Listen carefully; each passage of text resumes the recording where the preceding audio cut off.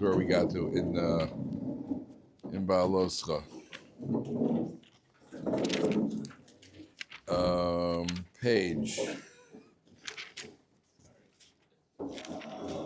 Page 780. So yesterday we were talking about how they put up the Mishkan, and there was a cloud during the day and there was a fire at night. And then, starting on Pasuk Yud Zayin, we're going to read a few psukim now. Starting on Pasuk Yud Zayin, it's about 12 lines from the bottom. When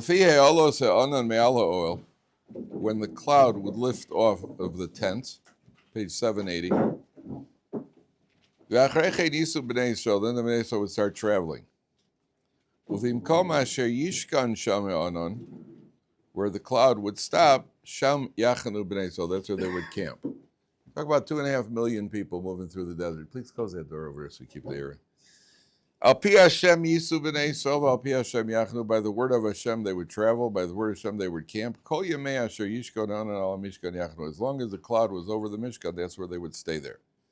So they're camped out in the wilderness. The cloud starts moving. And we'll see later on, they also sound the trumpets as the final, and they start moving. Where do they move to? To wherever the cloud stops. If they would be on the Mishkan many days, then the Jewish people wouldn't travel. There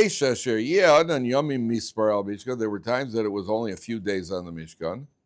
Al Pi Hashem Yachanu, Al Pi Hashem Yiso, and again, by the word of Hashem they go, by the word of Hashem they start traveling. The Yesh Asher Ye'anan Be'ervad Boker, sometimes it would be there from evening till morning. V'na'ale Anan Ba'boker V'nasal, then the cloud would rise again, and they would travel.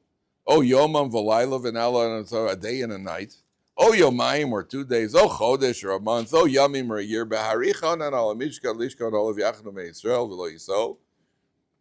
Uve'alosa Yiso. Al Pi Hashem Yachanu, Al Pi Hashem Yiso. There again, by the word of Hashem they travel, or some they would camp. Es Mishmeres Hashem Shemar Al Pi Hashem Biyad Moshe. Okay.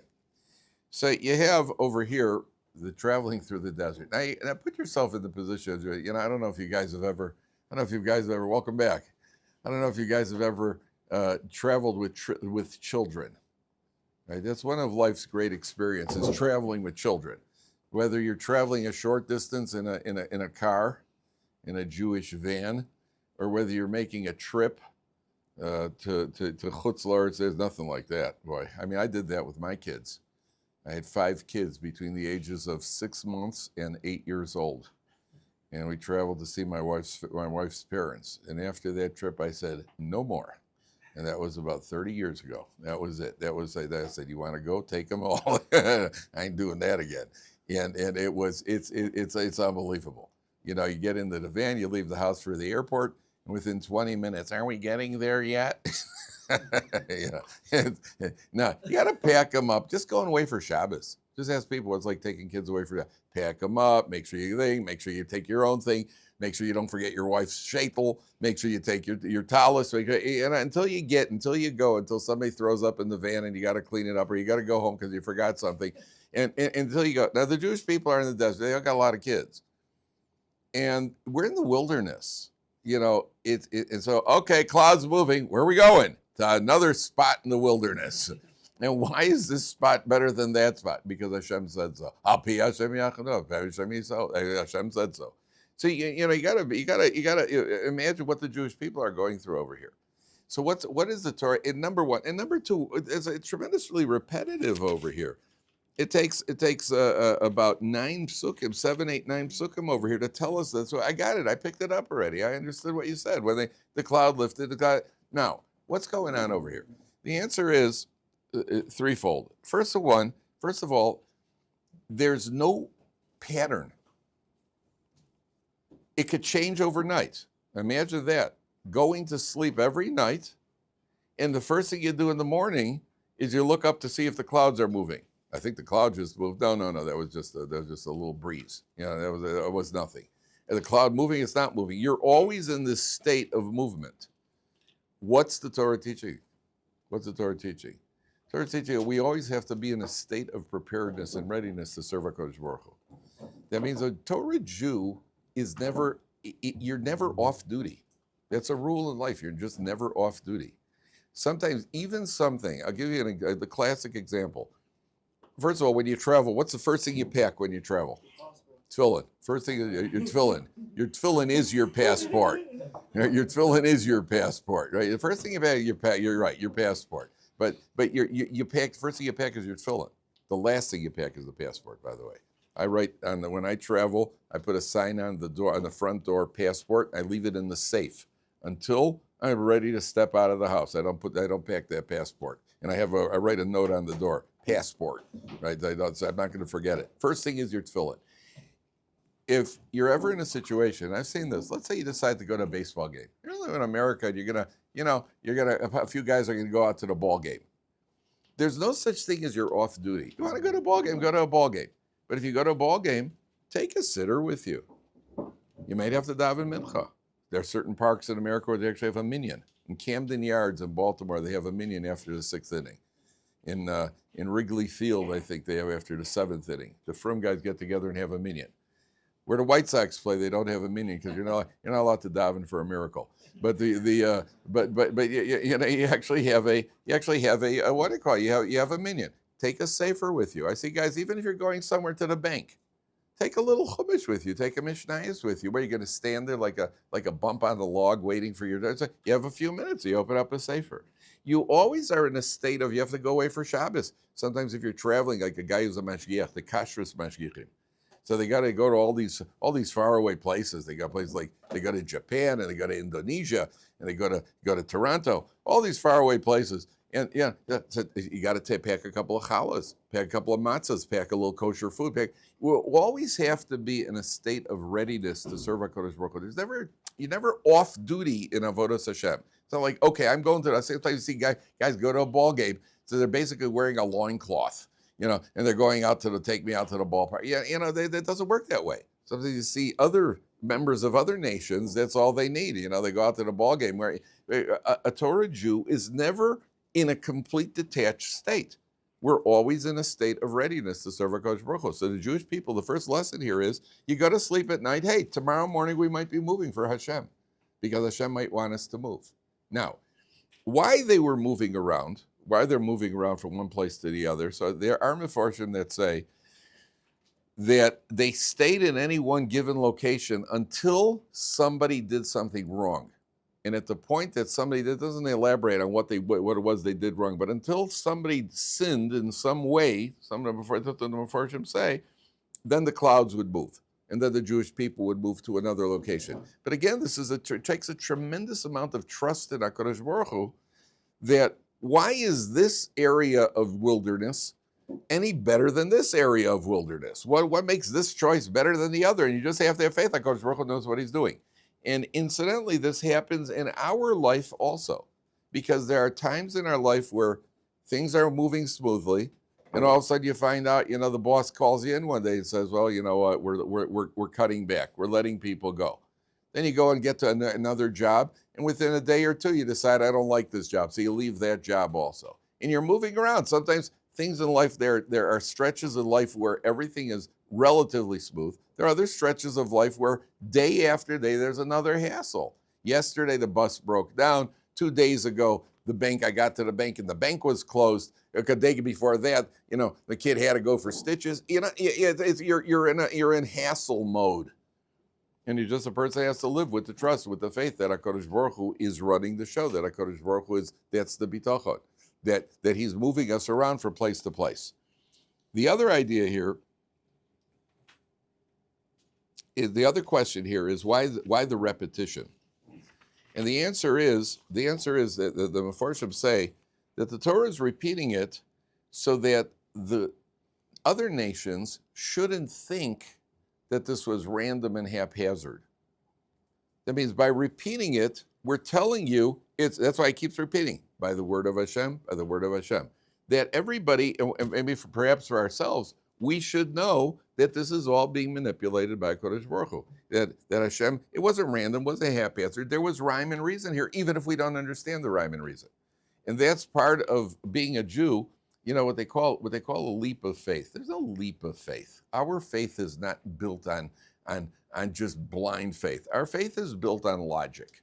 We see logical patterns in how the Torah was given, and we have proofs of the Torah and everything else. In our own life, we don't always understand, but we've seen enough to understand that there is a reason why we're being manipulated in certain ways. And that's part of the test. Part of the test is understanding, listen, this is all part of Hashem's plan. It's not easy. I don't say it's easy.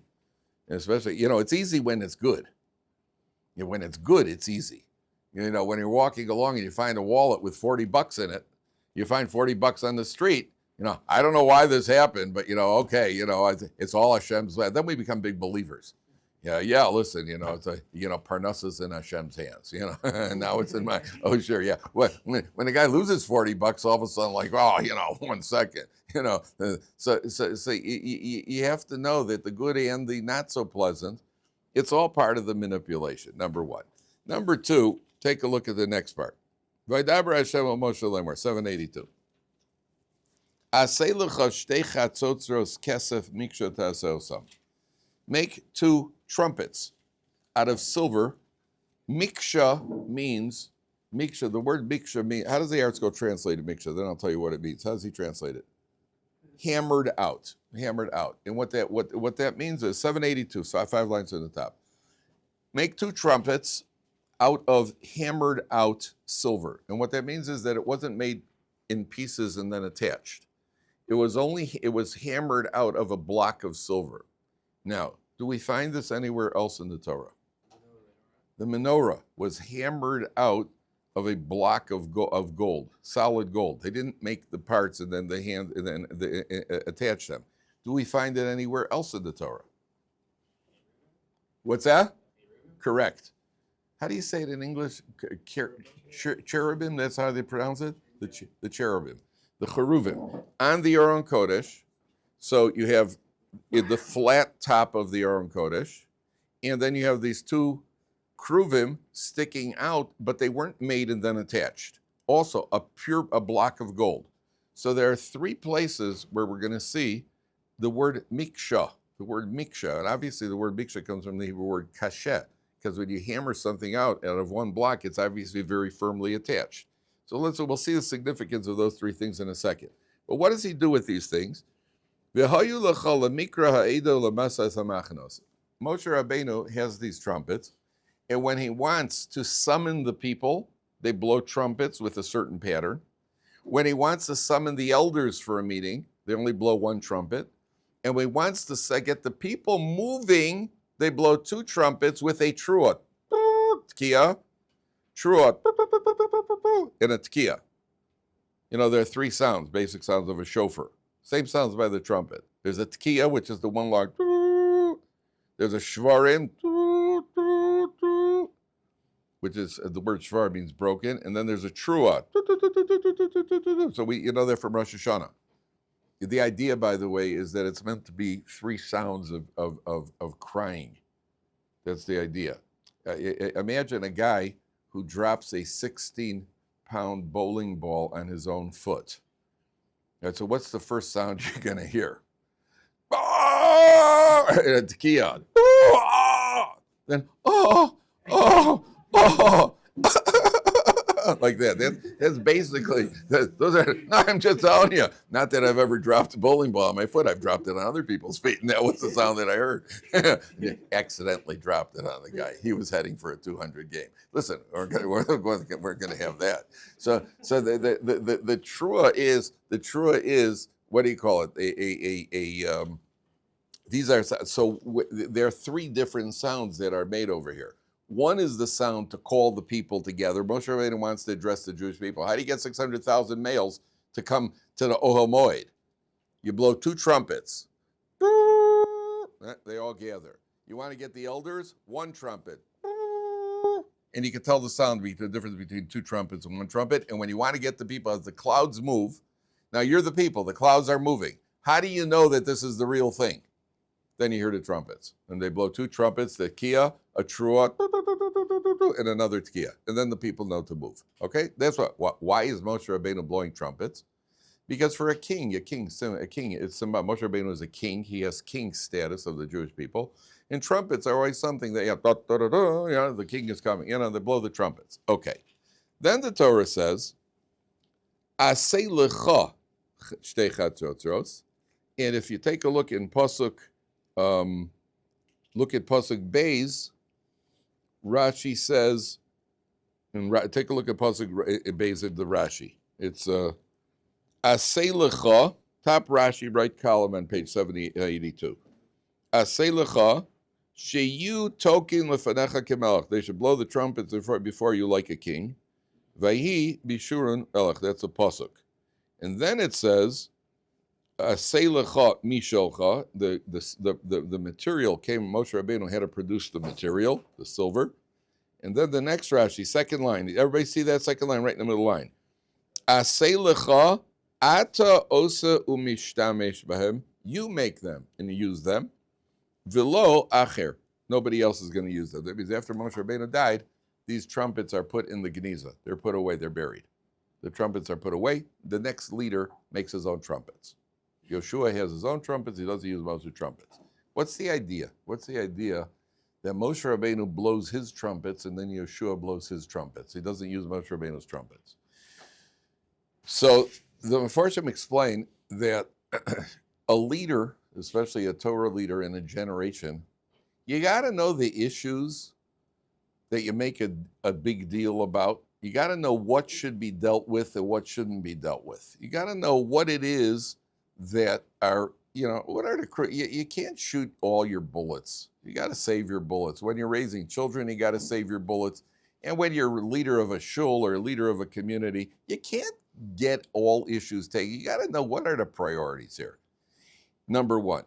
So, for example, if you have a shul, so you got a problem. People talk during davening, and people have a kiddush club, and some of the women don't dress as tznius as they should. Now, if you're the rabbi and you're going to get up there every week and you're going to just start telling them, fix this up, you're going to be looking for a new job. Because there's just so you got to prioritize. What's it called? Triage. You got to decide what's the most important issue and the most realistic issue that I could get anything done with. Are you getting anything done with Kiddush Club? Forget about it. There's too much booze around. Are you getting anything done with the tznius? Forget about it. Well, maybe I could work on getting the people not to talk so much during davening. I'm only using this as examples. But as a rabbi, you have to know, number one, you have to know what's the message of the generation. When the tshuva movement began, nothing personal, guys, but when the tshuva movement began, it was a high percentage of serious intellectuals. It's only gotten better since.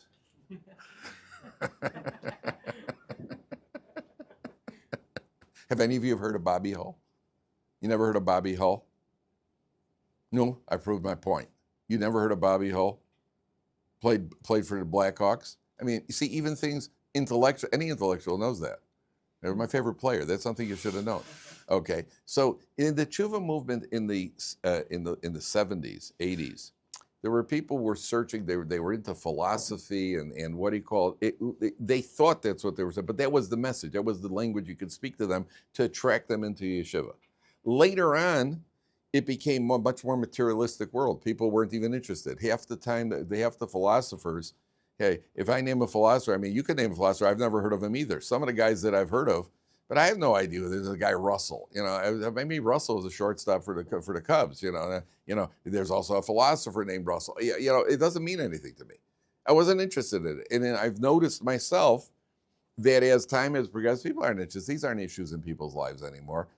What do you call it? The Big Bang and what's it called? Evolution. And these are things that were at one point were issues in people's life. Most people today, as they evolution, they're thinking of a Beatles song. It's not it's just not an issue in most people's lives. And I noticed that eventually people, they weren't looking for that wasn't the message. People today, at a certain point, people were looking for materialism. And today, I think people are simply looking for sanity because the world that we're living is an insane world. And people today are looking, it's a different message. So the people conveying the message and communicating with the people have to be communicating with their trumpet.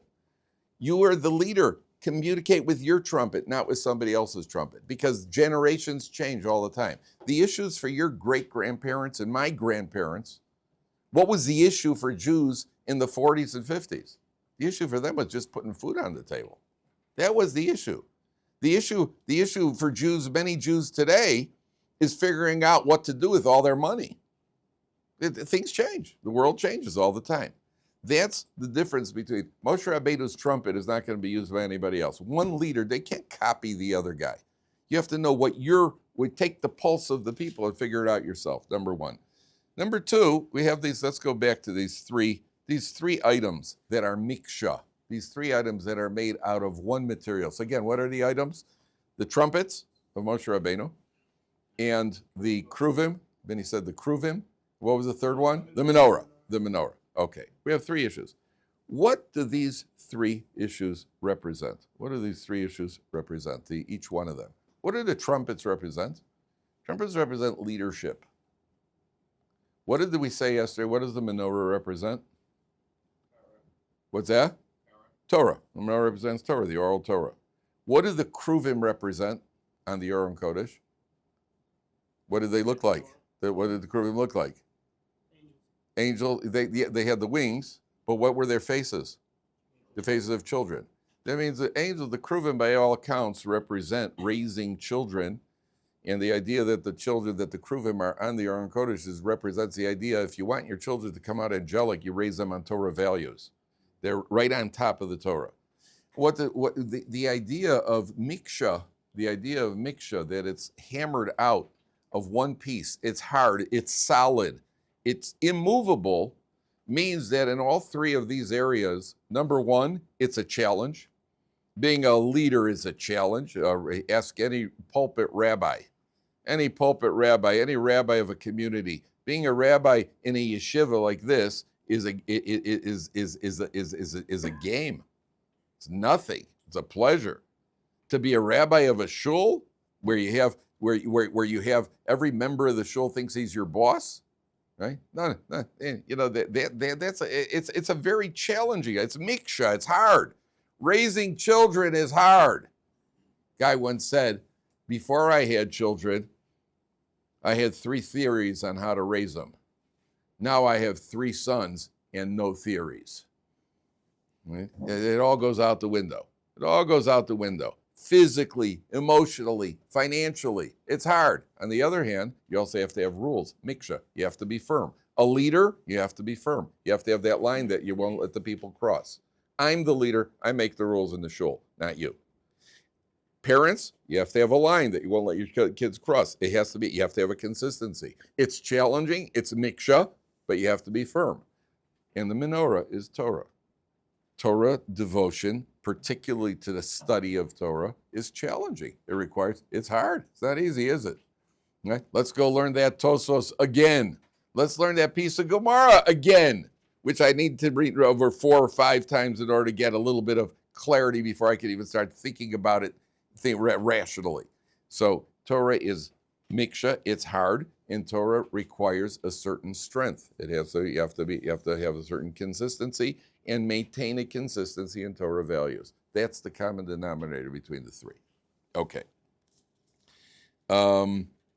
Take a look at the next part. Vahi b'shana hasheni b'chodesh, bottom of the page. B'chodesh hasheni. And then the Torah, b'chodesh hasheni. The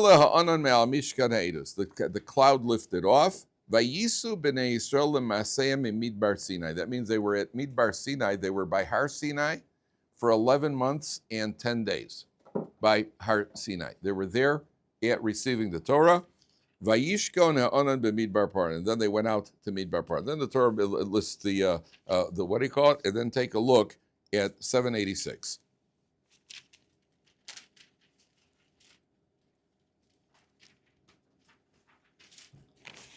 Vayiyam kimis'onanim ra be'enei Hashem, be'oznei Hashem. The people started becoming complainers. Vayishma Hashem vayichar apo. Hashem got angry. And again, whenever we talk about Hashem's emotions, it's a euphemism because Hashem is consistent and unchanging. Vativar bam eish Hashem v'tochal b'ktzei hamachane. The fire of Hashem burnt them. Vayitzak ha'amel Moshe, vayispal Moshe el Hashem vatishka ha'esh. So the people cried out to Moshe, Moshe davened, and the fire subsided. Then the people seem to not have learned so well. And Pasuk Daled, ve'asafsuf asher bekirbo hisavu ta'ava. The mixed multitude had a desire. Vayashuvu vayivku gam b'nei Yisrael. They caused the b'nei Yisrael also to cry. Vayomru mi ya'achilenu basar. Who is going to feed us meat? Now, the Jewish people are looking for an excuse to kvetch. Meat, they had. They had plenty of meat around. They had plenty of cattle. The plain meaning is that they're looking for an excuse to kvetch. There's a deeper meaning. The deeper meaning is, remember, we're talking about people who just received the Torah at Har Sinai within the year. The Jewish people are eating mun. They're eating manna from heaven. Manna was a spiritual food. When you eat a spiritual food, your base human passions are reduced. The Jewish people felt, according to the Mefarshim, they felt this is no longer a challenge in serving HaKadosh Baruch Hu. We want the challenge of having to overcome our Yetzer Hara. Where was this mistake made once before in history? Adam Rishon. That's what they claim. The mistake by Adam Rishon, the Mefarshim explain. What he couldn't avoid eating the fruit? The answer is he wanted what they call, up until that point, and don't ask me what this means, I'm just telling you the expression they use, he had an external Yetzer Hara, and he wanted an internal Yetzer Hara so that he could overcome it and serve God at a higher level. What did he do wrong? With all that, he had very good intentions. So what did he do wrong? Well, he defied God. Yeah, you were told not to. Right. Good intent. What is it? What's the expression? The highway to Gehenna is paved with good intentions. Right. You were told not to. I know what you wanted to do, and I know what your intentions are good, but I told you not to. So don't do it. That's the highest. That's the biggest challenge. So here, what are you laughing at? The highway to Gehenna? Yeah. That's that way. You want me to call it what it is? And it's true. You know, I meant well. I know you meant well, but I told you not to do that. So I don't care what you meant. So they say, who's going to feed us? Who's going to feed us meat? Okay. So the what do you call it? Moshe Rabbeinu then turns to God, and Moshe Rabbeinu is upset. So the people start kvetching. We remember that we had fish, and all we have is the mun. Take a look at 6 lines to the bottom. I'm not reading all the 6 lines to the bottom. Somebody had a question. Dan, do you have a question? Yeah. What's that? What about it? Like manna.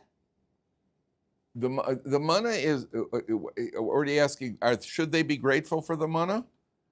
Yeah, they should be grateful, and there is a bit of ingratitude here. You don't even have to work. You don't have to do anything. You just go collect it, and it can taste like anything that you wanted. The manna. Yet the people don't want. But the problem is that the manna is a spiritual food. It's physical, but it's spiritual, and it doesn't. You know, when you eat meat, how do you feel when you eat meat? You feel good. It kind of pumps you up. And the manna had let's call it a calming effect on the people. And the people, they have much less Yetzer Hara. And the people say, we want Yetzer Hara. Again, at the plain meaning, they want, look, if you want to see the words precisely, look back 4 lines to the top. Look at 4 lines to the top. Ve'asafsuf asher bekirvo hisavu ta'ava. How would you translate those words? If you translated perfectly literally, how would you translate hisavu ta'ava? Now the Art Scroll translates as they cultivated a craving. But if you really translate it in the Hebrew, which Mefarshim say, is they had a desire for desire. Hisavu, they had a desire, ta'ava, for desire. The plain meaning is that they all of a sudden they picked up a desire. But at a deeper level, it's they had a desire to have desire, specifically for immorality. But they had a desire for the desire, because up until that point, they didn't have the desire was leaving them. And they desired desire. Think about that. Why? Because they felt, again, we can serve God at a better level if we have that desire, if we have to fight ourselves. Okay, but that was wrong. Then it says, Vayishma Moshe es ha'am bocha lemishpachosav. Moshe heard the people crying about family matters. Ish lepesach ha'olo, vayichar af Hashem ma'od. Hashem was angry. Uve'eno Moshe ra. Moshe feels this is not good. None of this is good. They're crying about food. They're crying about having certain forbidden family relationships. This is not good. What's Moshe bothered by? What's Moshe bothered by? Moshe feels, listen, what was my entire mission here?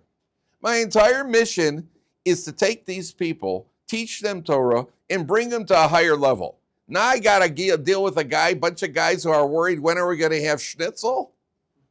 How am I going to deal? That's what I got to deal with now? How am I going to get them up to a level? I'm trying to pick them up, and these guys are worried about the next time they're going to eat a rib steak. That's what they're worried about. This is not the level that I'm shooting for. That my whole mission is being shot. And then Hashem has a complaint to Moshe. Vayomer Moshe el Hashem, Lama ariosa lavdecha v'lo matzich tichein beinecha, lasumes masa kol ha'am hazeh alai, to put the entire burden of these people on me. Was I pregnant with them? Imanochi yalidatiyu, did I bear these children, these people? Ki somar alai sa'eu b'cheikecha kasher yisa ha'omes yonek al adam asher nishbat lavosav. That you're telling me carry the people over here. How am I going to do this? Where am I going to satisfy? How can I bring the meat and satisfy the people? Rabbi Chaim Shmulevitz, who was the Rosh Yeshiva, the Mir Yeshiva, he said a very interesting take over here. Moshe Rabbeinu says, was I pregnant with the people? Did I give birth to these people? Was I the father of these people? That you're telling me that I got to take care of a whole bunch of them? So he says, you see from here, and what if he was the father? If he was the father, he wouldn't have that question. If he was the father, he wouldn't have the question. You know what that means? That means when you're the father and you've got the burden of the family, you'll figure it out. No matter how many kids you have, it's on you, and you're going to figure it out. And I want to tell you something. It's not easy. It's not easy. Do you know, I told you the Medrash says that as painful as childbirth is for a woman, supporting the family is twice as hard. Ladies don't like hearing that. But that's what the Medrash says. You know why? Because it's never ending. It never ends. Support never ends. Childbirth, okay, it's 9 months, a little bit of discomfort, a little bit of pressure, as the doctor says. Well, you're going to feel some pressure. It hurts. Okay, I'll give it to you. But then it's over. When you're the father and you got to support your kids, it's 24/7, even though you don't work on Shabbos. But they eat on Shabbos. And they wear clothes on Shabbos. And they break things on Shabbos. Then your 9-year-old comes, Daddy, I think I need new glasses. What happened to your old glasses? I wanted to see how far they could bend. It's not as far as I thought. Come here, kid. We're going to do that to you. It's endless. And then just when you think you got it all worked out, you're relaxing for a second, suddenly your washing machine is making funny noises. And then the next thing you know, your 16-year-old comes home with a ticket. Right? It's endless. That's what it says Reb Chaim Shmulevitz, yeah, but you're the father, you can do it. Because Moshe Rabbeinu said, the only reason I can't do it is because I didn't give birth to these people. That means if he would have, then Moshe Rabbeinu would have said it.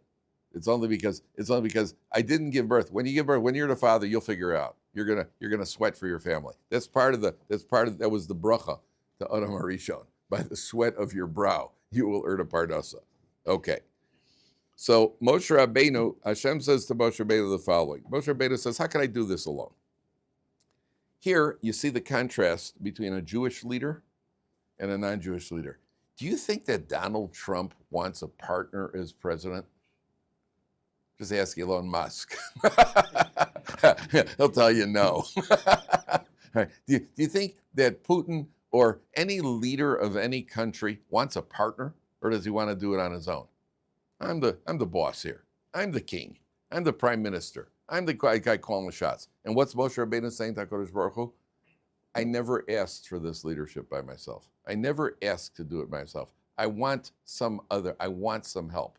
I'm asking for help. Why? Because the difference between a Jewish leader and a non-Jewish leader is that the Gedolim, the Jewish leaders, see their job, it's not for me, it's for the people. Whereas the non-Jewish leader says the people are for him.